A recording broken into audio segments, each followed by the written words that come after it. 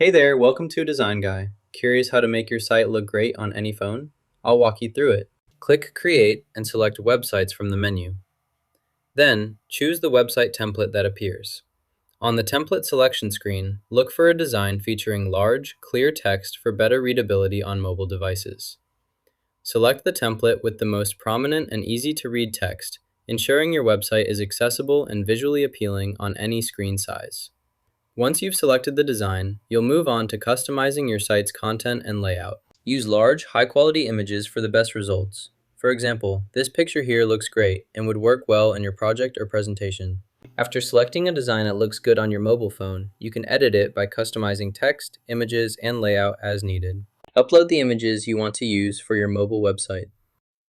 Then, click the Share button and select Download to save your files.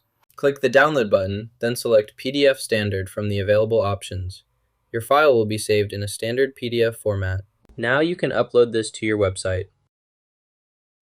This process shows you exactly how to create and add content successfully online.